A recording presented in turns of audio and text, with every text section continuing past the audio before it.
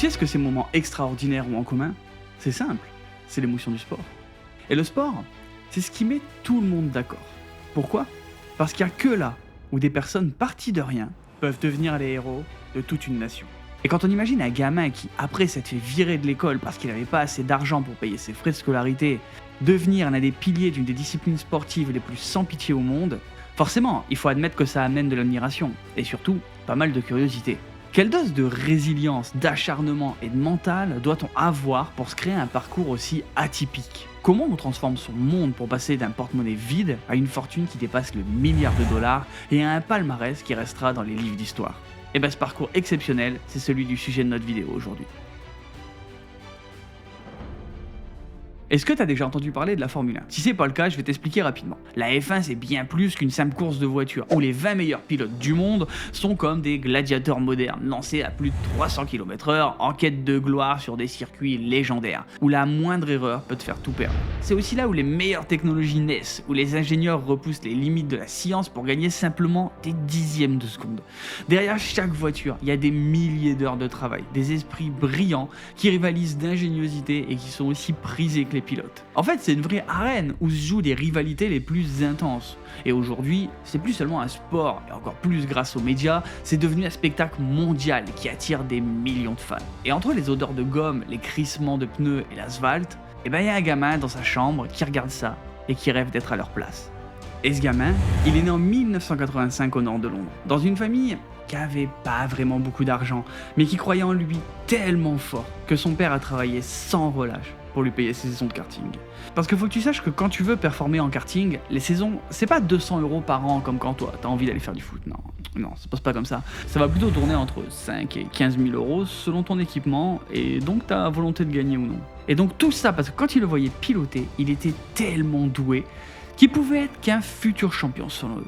Et à ses 13 ans, c'est l'écurie McLaren qui va lui donner une chance pour essayer de gravir les échelons en catégorie junior, jusqu'à arriver, quelques temps plus tard, dans la catégorie de ses rêves en Formule 1. Et là, il est tellement bon que dès la première année, il va marquer ce sport par son empreinte, parce qu'il va finir à 1 point de gagner le championnat du monde. Mais l'année d'après, c'est pas une revanche qu'il va prendre, c'est inverser totalement la situation, parce que ce point qui lui manquait, c'est celui qui va lui permettre de devenir le plus jeune champion du monde de Formule 1, et ça, à 23 ans. Mais sa carrière, elle allait prendre un tournant beaucoup plus incroyable quand il décide de rejoindre les rangs d'une écurie légendaire en 2013, pourtant pas au top à ce moment-là. Et il le sait pas encore, mais c'est probablement une des décisions les plus importantes de sa vie. Et grâce à ça, il va entamer la plus longue domination en équipe qu'on ait jamais vue. 6 titres mondiaux jusqu'en 2020, égalant une autre légende que tu connais peut-être, un certain Michael Schumacher. Et je pense que je peux arrêter de mettre le suspense maintenant, ce génie du sport auto, tu l'as peut-être reconnu, c'est Lewis Hamilton. Mais tu dois le savoir maintenant, si tu regardes un petit peu les vidéos de la chaîne, une histoire, ça s'écrit jamais seul. Et derrière toute cette épopée, il y a un homme qui a joué un rôle fascinant, un homme de l'ombre qui a su amener cette équipe au sommet. Et cet homme, c'est Toto Wolff. Et c'est son histoire que je vais vous raconter aujourd'hui. Notre histoire, elle commence à Vienne, en Autriche, en 1972, le 12 janvier exactement, où un couple, Johanna Bednarczyk, d'origine polonaise, et Sven Wolf, un roumain et autrichien, donne naissance à un petit bonhomme du nom de Torger Christian Wolf, qu'on va surnommer rapidement Toto. Et je sais que pour nous, en France, Toto, c'est le moyen de démarrer une très mauvaise blague en général. Mais en fait, ça veut dire petit enfant dans la culture italienne. Et c'est également le synonyme du célèbre Cairn terrier dans Le Magicien d'Oz, symbole de fidélité et de courage. Je trouve ça pas mal comme petite anecdote, et ça évite de commencer la vidéo par un « c'est Toto qui ?» Voilà, chacun son avis. Malheureusement, et ça pourrait être le début d'un film Disney, son père va être diagnostiqué d'un cancer du cerveau quand il avait 8 ans. Et tu dois te douter que ça va profondément marquer son enfance. Encore pire, dans ce climat, ses parents vont se séparer pendant que son père lutte contre la maladie. Mais le drame, c'est que lorsqu'il a eu 15 ans, c'est cette année-là que la maladie va l'emporter et que son père disparaîtra pour toujours. Et ce qui retient à ce moment-là, c'est que l'obstacle était que j'allais à l'école dans un milieu aisé sans en faire partie. I was raised by my mother.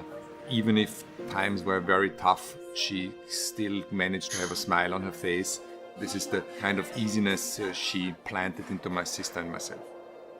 Et ça explique sa fréquentation du prestigieux lycée français de Vienne et qui va lui permettre de maîtriser plusieurs langues sans aucun souci. Mais c'est là où ça allait vraiment se compliquer. Après la mort de son père, alors qu'il était en cours, on est venu le chercher en lui disant « Toto, c'est terminé, tu dois partir, t'as pas payé tes frais de scolarité. Et il va déclarer, comment expliquer devoir rentrer chez vous après le repas en tram, c'est une expérience très humiliante. Et c'est sûr que quand tu vis ce genre d'épreuve, t'as qu'une envie, c'est de plus jamais avoir l'argent comme limite à ton ambition.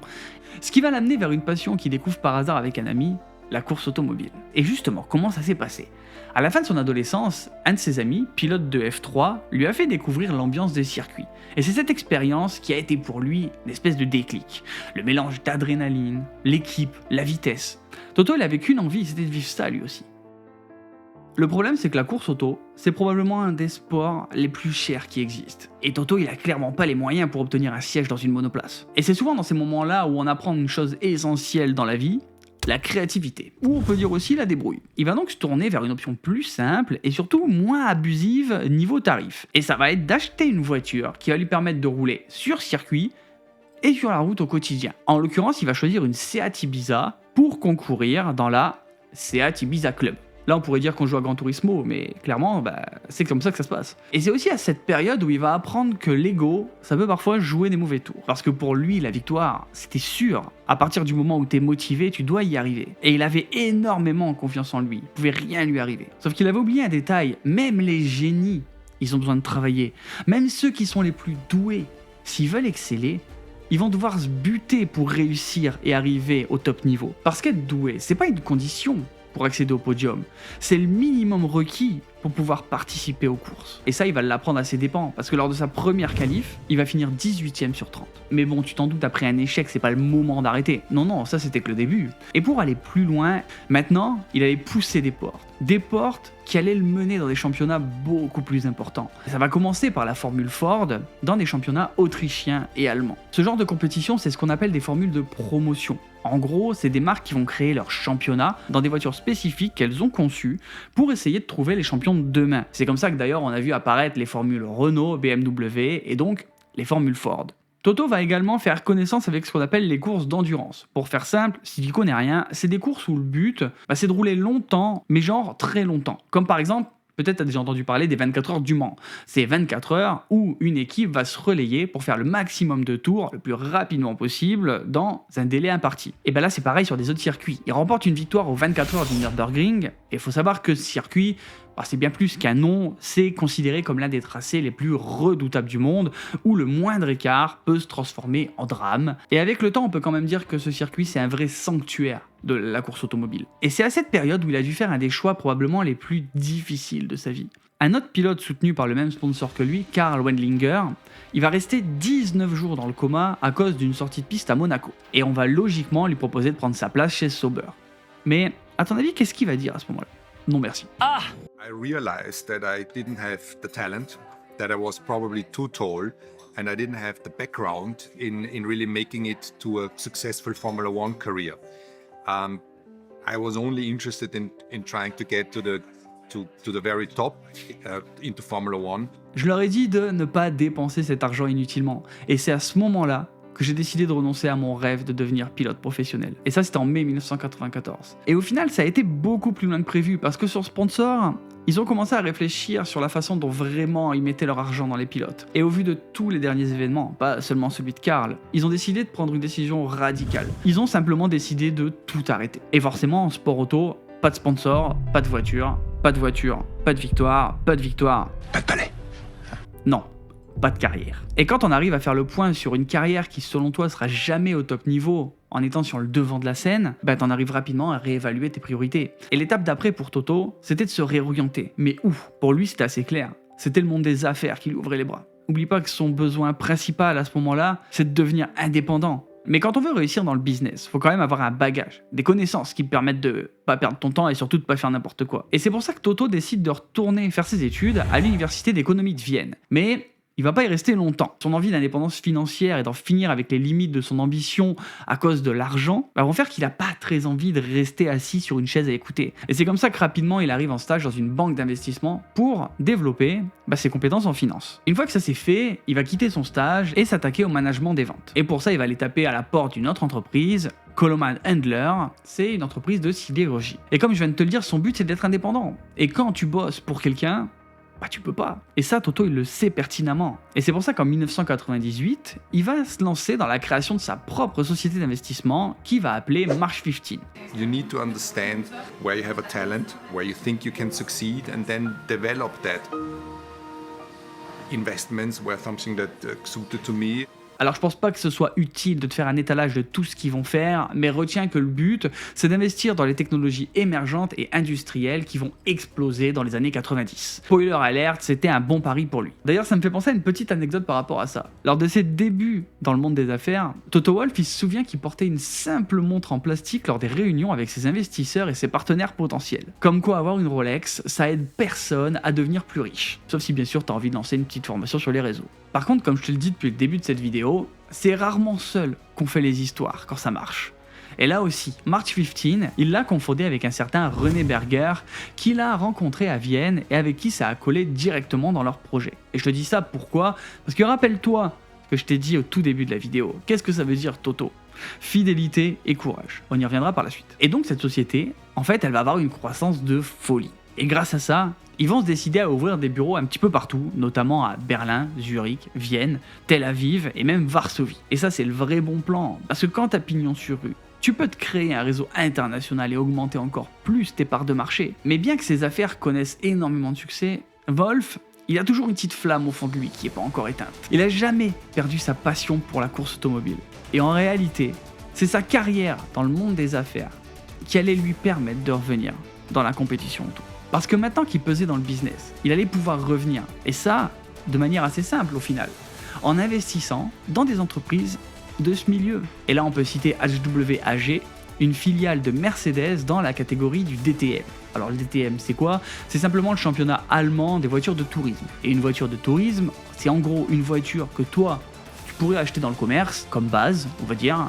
Mais là c'est plutôt en mode ultra vénère, modifié, exprès pour faire la course. Et ce genre d'investissement, c'est ce qui va lui permettre de remettre les fesses dans une voiture en 2001. Mais cette fois il est plus du tout question de monoplace. Là on va être dans les courses d'endurance. C'est un milieu au final beaucoup plus accessible que la Formule 1, qui est clairement intouchable à ce moment-là. Et surtout en termes de temps, ça va lui permettre de gérer la partie automobile et aussi ses affaires qui continuent de prospérer à côté. Et ce qu'on peut dire, c'est que la maturité qu'il a pris, ça lui a plutôt fait du bien. Il va participer à des courses dans la catégorie NGT, où il fera des résultats sympathiques sans pour autant être extraordinaire. Bon là, faut faire un petit point parce que notre histoire, elle arrive en 2004. Et en 2004, il y a un truc qui devrait en faire sourire plus d'un dans la vidéo. Comme tu le sais, pour faire partie du monde automobile, faut de l'argent. Et même si t'es riche, en général, tu l'es pas assez. Donc te faut ce qu'on appelle des sponsors. Et c'est comme ça que, de 2004 jusqu'en 2006, Toto, il a porté les couleurs de ce sponsor.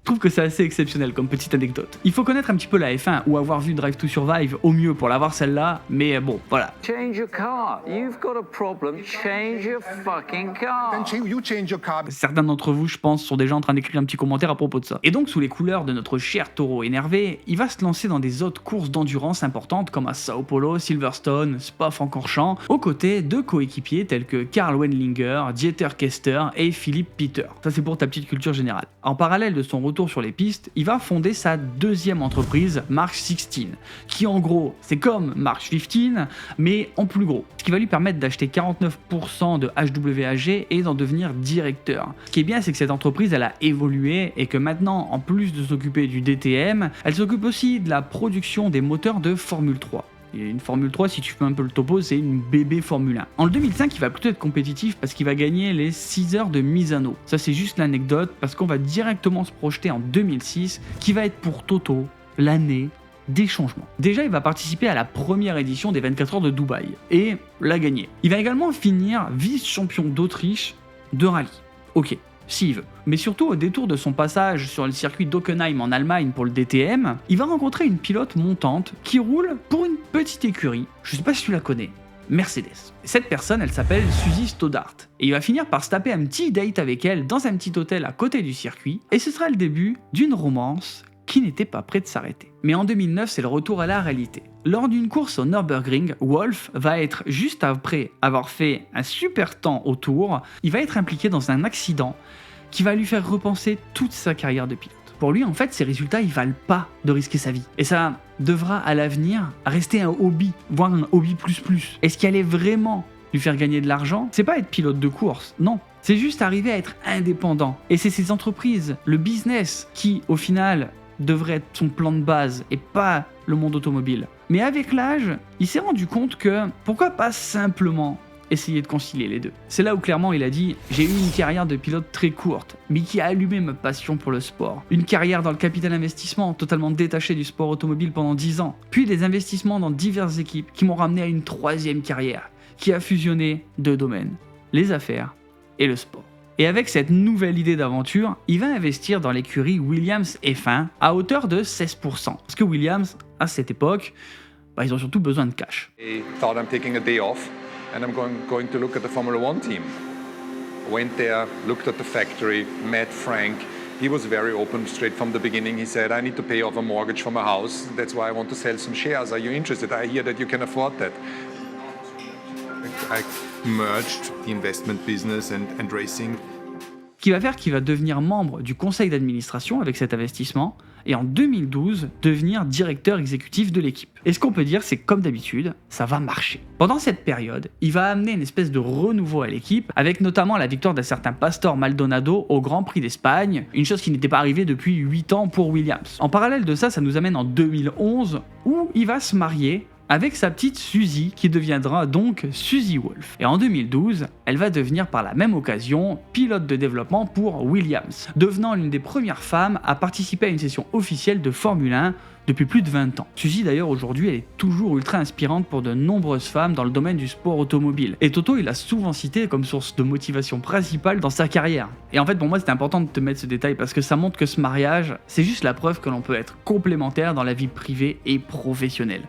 Chacun avance, réalise ses rêves sans jamais compromettre l'un ou l'autre. Bon et maintenant avec tout ça on va quand même arriver à un point qui est ultra important et que t'attends sûrement avec impatience. On est en 2013 et Mercedes à cette époque galérait pour faire des résultats.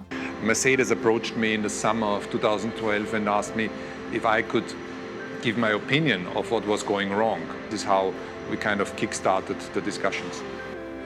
They needed a managing partner. They needed a co-shareholder who had skin in the game, who was there with risk and reward. Et c'est là que Toto entre en scène. Il est aux côtés de Niki Lauda, une autre légende qui détient 10% des parts de Mercedes. Niki Lauda, si t'as envie d'en apprendre un petit peu plus sur lui, le mieux c'est que t'ailles sur Netflix et tu regardes le film Rush. Voilà, ça suffira. Mais il y avait quand même un petit souci là-dedans. Parce que quand t'es actionnaire d'une écurie et que t'as des billes dans une autre, il y a quand même un gros risque qu'au bout d'un moment, il y ait un conflit d'intérêts. Et ça, Toto, il le sait. Et il va vendre ses parts très rapidement chez Williams après son arrivée chez Merco. Mais il va quand même en garder 5%, histoire d'avoir un petit peu de plus-value, on sait jamais, mais comme ça, il aura plus son mot à dire dans la décision de l'équipe.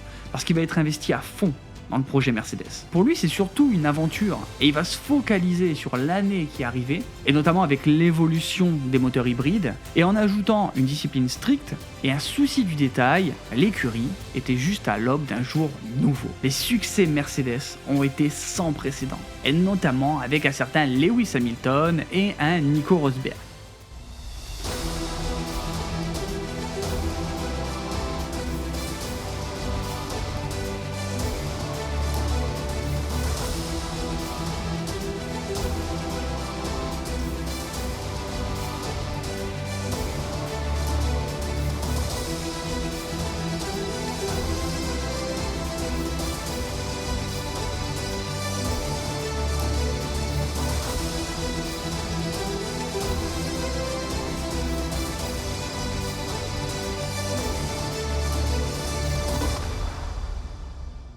Le leadership de Wolff, il a été central dans la structure de l'écurie, mais surtout dans le mindset qu'il mettait en avant. C'était de ma responsabilité de prendre soin de tout le monde dans cette organisation, et de ma famille. C'est peut-être parce que j'ai dû prendre la responsabilité très jeune de ma sœur et de moi, ce qui déclenche en moi une espèce d'instinct de « c'est ma tribu, je dois les protéger quoi qu'il en coûte ». Et c'est avec cet état d'esprit qu'il a mis en place ce qu'il a appelé la culture de la transparence ou la no blame culture. Le but c'était pas juste d'être compétitif et voilà, non. C'était de communiquer et de résoudre même les plus petits conflits en les tuant dans l'œuf. Et comme ça, la motivation, jamais elle pourra baisser. Et c'est d'ailleurs de cette manière que la rivalité entre Hamilton et Rosberg, aussi légendaire soit-elle, leur a permis de maintenir un niveau de performance au plus haut niveau sans rien gâcher. Hamilton va même déclarer « Je peux pas avoir de meilleur ami, de meilleur patron ». Et c'est ce qui va nous emmener en 2018, où Mercedes va clairement faire un truc de psychopathe. T'as déjà entendu « Ils ont tout gagné ». Ouais, peut-être. Mais eux, ils l'ont vraiment fait. Cette année, c'est pas juste la F1 qui vont remporter avec le titre constructeur et le championnat pilote, non.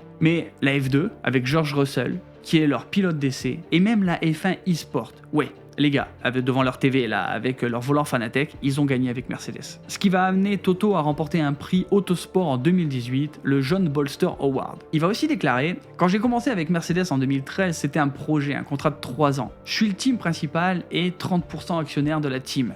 Et je revendrai les actions quand le projet Mercedes y sera fini. Mais comme tu le sais avec le palmarès qui a suivi, c'est-à-dire 8 titres consécutifs au championnat constructeur, l'évolution, elle est impressionnante. Et Toto, il est revenu un petit peu sur sa déclaration. Après 3 ans, c'était assez fun et nous avons aimé le succès. Alors on a re-signé pour un autre contrat de 3 ans. Mais c'est toujours un projet. Mais en 2020, j'ai conclu que c'était ce que je voulais faire. J'aime le côté sportif, mais également le côté business de ce sport. Parlons un petit peu d'argent quand même. Parce que quand il a repris les rênes de l'écurie, elle valait 178 millions de dollars. Et en 2024, l'écurie, elle est maintenant cotée 4,67 milliards de dollars. Ce qui veut dire que Toto, il est à la tête de 30% de ça. Ce qui veut dire que juste avec Mercedes, il a 1,6 milliard de dollars. Mais bon, il fallait bien qu'à un moment, l'aventure parfaite se termine. Et en 2021, Mercedes va perdre le championnat face à Red Bull et un certain Max Verstappen. Et Toto deviendra même amène pour sa non-considération pour ses casques audio. Et là, tu vas voir la puissance du travail du mindset qu'il a fait. And then you realize we got this really wrong. And the real risk is that you change your expectations. And this is where it becomes so fundamental to not change your own expectations and not say, well, okay, we've lost that one anyway already. Or you get used to a podium and you say, well, that wasn't so bad. We finished second and third. And in a way, losing doesn't become as painful anymore as it was before. And that's real risky. Et c'est pour ça que depuis 2023, il a signé une prolongation de contrat pour rester PDG et directeur de l'équipe jusqu'à la fin de saison 2026. Et comme ça, il prend le pari de ramener les flèches d'argent au sommet, comme il l'a fait en 2014. Avec notamment les nouvelles réglementations qui vont arriver en 2026 en Formule 1. En gros, dis-toi que si t'es pas au courant de tout ça, il va y avoir des nouvelles règles qui demandent quasiment de repartir à zéro pour la conception des voitures. Et c'est-à-dire qu'en 2026, tout comme en 2014, en fait, personne n'aura d'avance. Faudra juste avoir été celui qui a été le plus visionnaire et le plus malin pour s'imposer. Mais justement, Toto, lui, il a une vision. Et Mercedes, pour lui, c'est pas seulement la F1, non, c'est aussi essayer de voir un petit peu tout ce qu'il y a autour et partir du côté par exemple de la Formule E. En gros, c'est la Formule 1 version électrique. Et comme je te dis que même dans son foyer avec sa femme, ils sont assez complémentaires, Suzy, après avoir dirigé Venturi Racing dans cette fameuse catégorie de la Formule E, elle est maintenant à la tête d'un programme qui s'appelle la F1 Academy, qui est une compétition avec des Formule 4 uniquement pour les femmes et pour les inciter à s'engager dans les sports mécaniques. Et si tu as Canal+ ou une autre chaîne qui diffuse la F1, tu peux suivre ces courses, ça s'appelle les courses annexes, voilà. La F1 Academy, je t'invite à regarder, c'est quand même pas mal intéressant. Mais ce qu'il faut retenir de tout ça, c'est que les choix de Toto, ils ont toujours été réfléchis et optimisés. Il a su rapidement qu'il n'avait pas sa place dans le baquet des meilleurs pilotes du monde. Mais il a su assumer son statut d'homme de l'ombre et d'avoir une réussite qui, à cette place, est rentrée dans l'histoire. Pour moi, il est le vrai exemple que si on travaille dur, avec honnêteté, le succès, en fait, il va venir. Et on pourra se retrouver au sommet du monde en équipe pour une belle aventure et vivre ses rêves. Merci à tous d'avoir suivi cette vidéo, j'espère que ça vous a plu, que vous avez aimé découvrir cette histoire. Bien sûr, si vous avez envie de me donner un petit peu de force avec un like, un petit commentaire sympa, toujours en bienveillance, abonnez-vous aussi, parce que ça, encore une fois, c'est ce qui marche bien. Partagez, ça sera ultra kiffant. Merci à tous et à bientôt sur la chaîne Waste.